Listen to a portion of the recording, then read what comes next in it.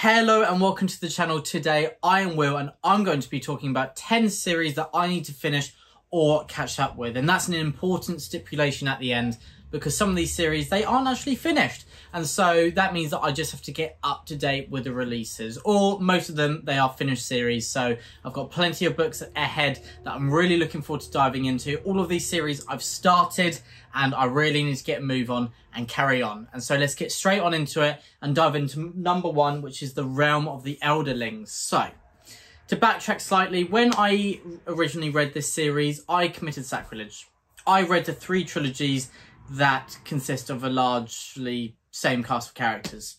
It was wrong of me. I read the original Farsi trilogy, the Tawny Man trilogy, and the Fitz and the Fool trilogy, and I'm sorry to say, I skipped the Live Ship Traders and the Rainwild Chronicles. I know people say Rainwild Chronicles are the weakest of the whole series of Realm of the Elderlings, but many people say that until Fitz and the Fool trilogy, Live Ship is actually their favourite. And so I know in their eyes and in reality, I have committed blasphemy and I need to make up for it. So I need to return. I'm going to reread Farsi and then read Live Ship. And I am certain that 2025 is going to be the year for that. So all these series, I'm kind of setting kind of a parameter when I was deciding which ones to choose.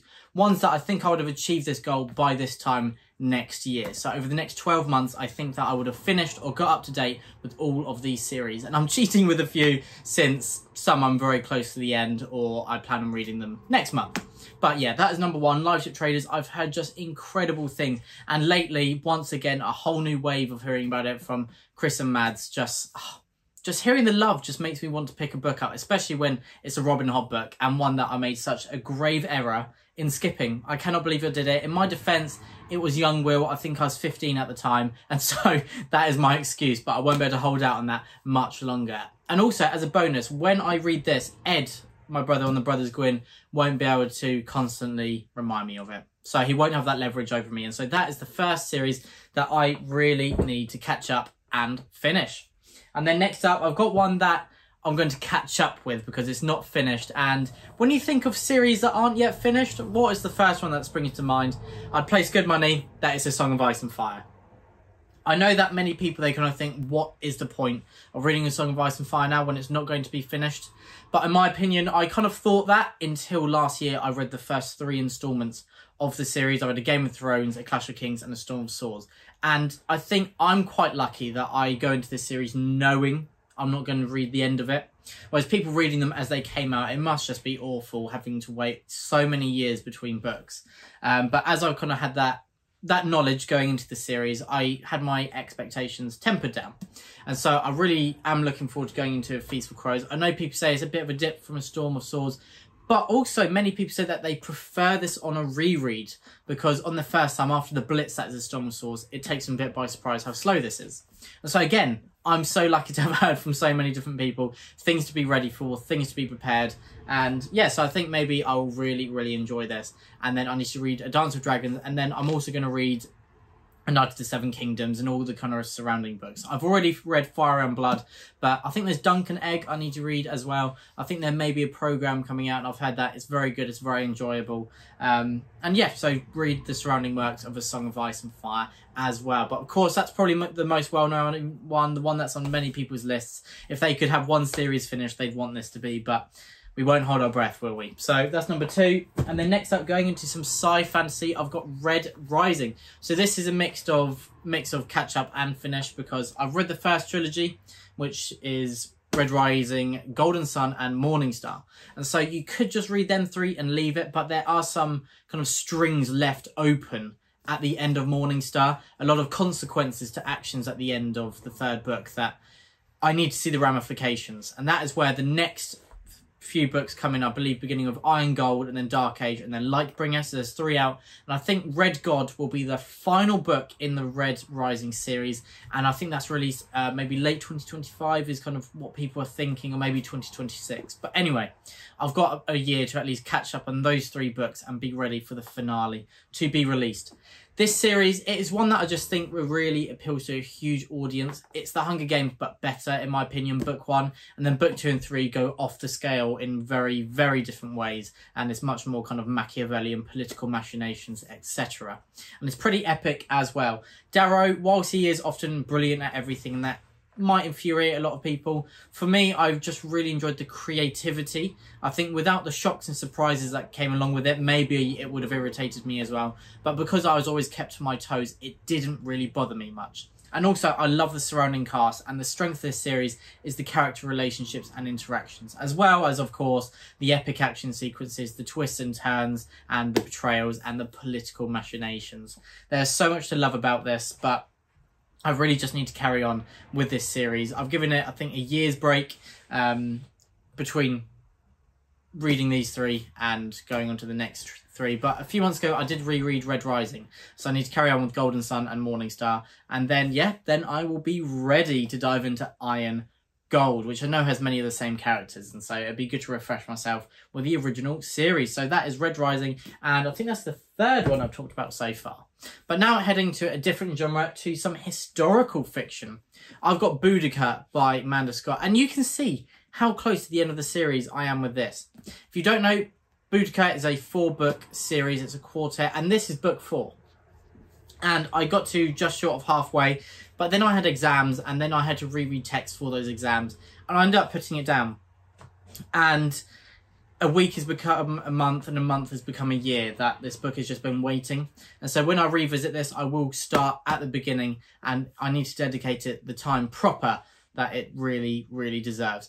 It is an exceptional series, and this first half of the book is just riveting. I remember some of the action sequences so vividly, but it's building up towards the big conflict at the end. Amanda Scott is one of the best prose writers out there, in my opinion. The way that she really brings the characters to life and shows us an insight into their mind and how they work and what makes them tick is truly unique, and I think many authors could learn a thing or two from Amanda Scott.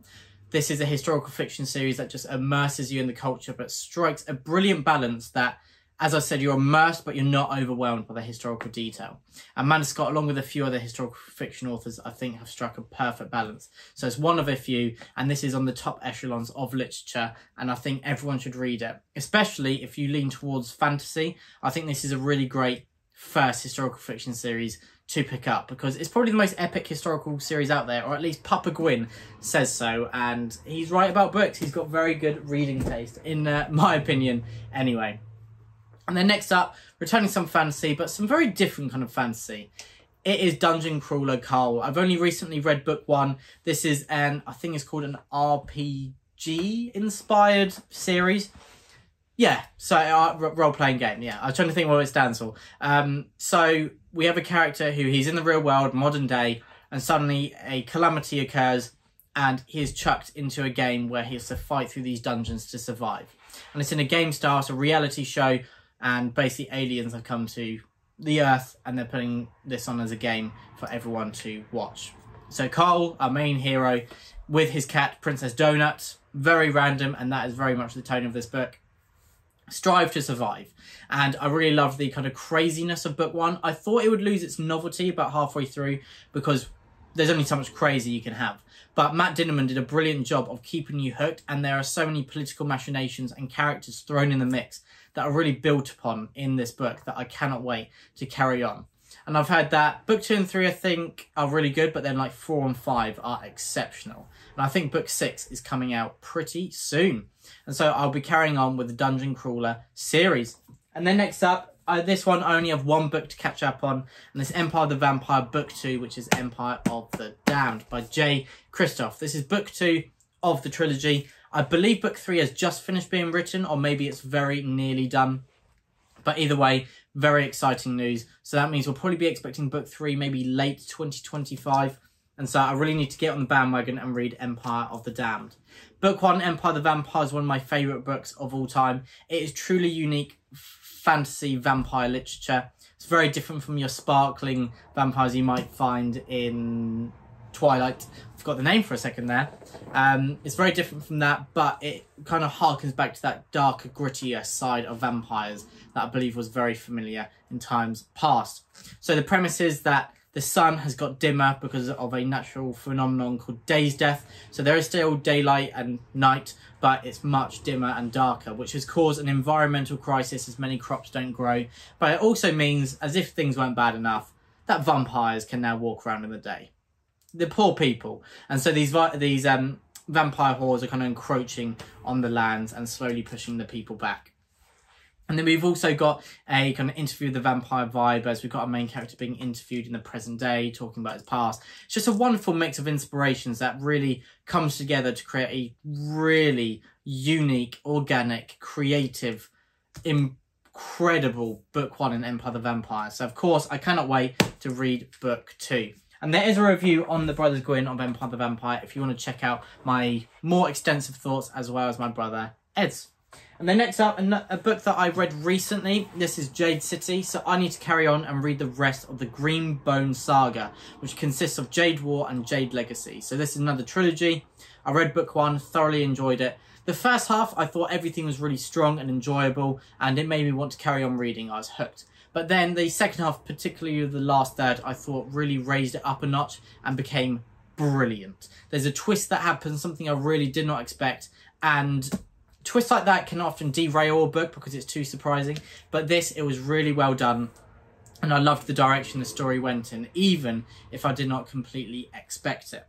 This is wonderful, wonderful fantasy literature. Jade City is just fantastic. I love the family vibe that you've got going on. All the different characters with their own pasts that slowly the breadcrumbs let you find out what that is. And I love their very different dynamics. And they feel very human with how humans, even though we love to have personality created in these books, the kind of unpredictability of humanity is shown in this as well.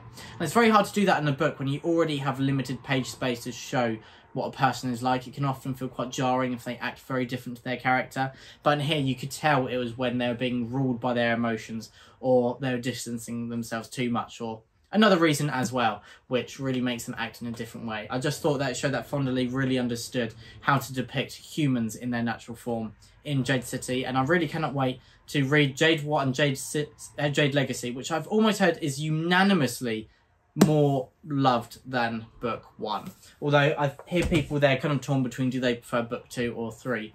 But either way, at least that means most likely I'm going to enjoy the rest of the series even more than book 1.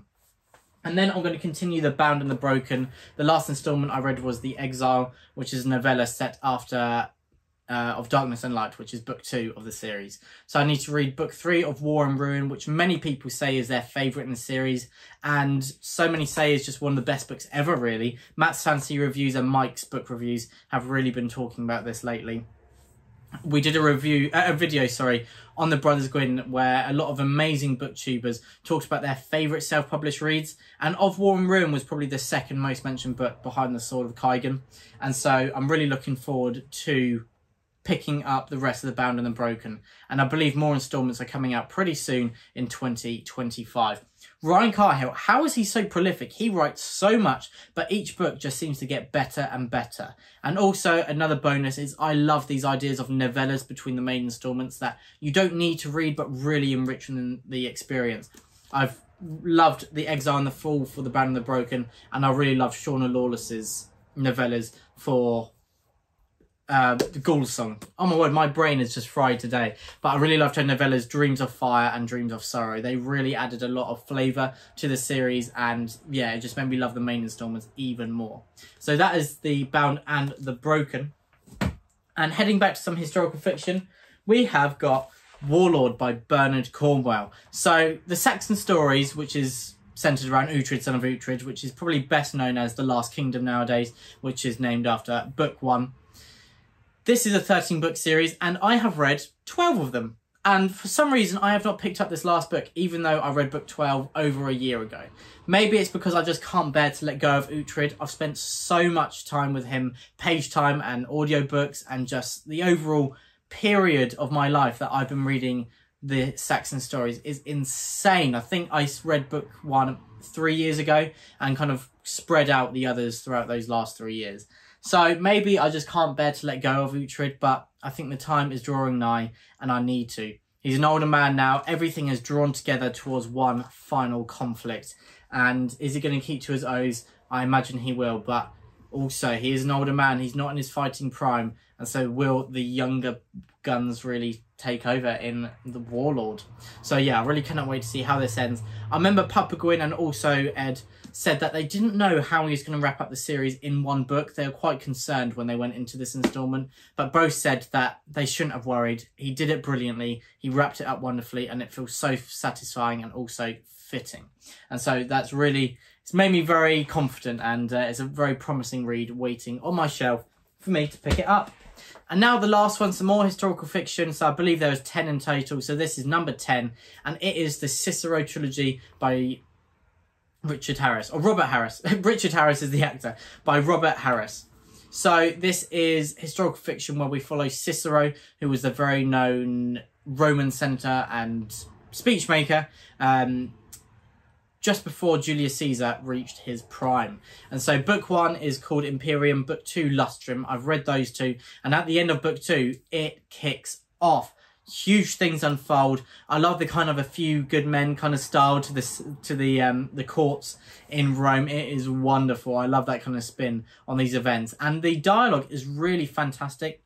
I don't know if a series has done kind of monologues and speeches or that kind of court vibe as well as it is done in the Cicero Trilogy. So I need to read book 3 and then I'm done with that. I find it really interesting that in this series, it's very different to usually the historical fiction I read. The characters we follow are kind of below the leaders, and so they kind of carry out the actions. Whereas in this, we follow the top of the top. We follow Cicero as he is making the decisions. And so, as I said, it is kind of the dialogue happening on screen and then the action off. And I find that kind of flipping what I'm used to very interesting. But there we go. That is all 10 of the series that are my priorities to catch up with, or hopefully finish. And so maybe some of these series, hopefully we'll get more installments released soon, and the others, let's see how much progress I make over the next year, which I kind of set as a ballpark range for when I want to be caught up or finished with these series. But yeah, a great mix of fantasy, historical fiction, sci-fi and more. I've got a lot waiting for me that I'm very, very excited for. One of the reasons I love doing these videos is it reminds me of the books that have been waiting on my shelf. Sometimes there's little corners I don't look at as much as life is very busy, and I neglect them. I should be giving them the proper attention they deserve. And so it reminds me of the books that are so high on my list that I've been leaving behind and that I need to just go ahead and do it. But there we go. That's 10 series I intend to read pretty soon. Please let me know what some series that are your priorities that have been on your reading pile for ages. And then also let me know if you've read any of these. But for now, thank you so much for watching. Happy reading and stay safe.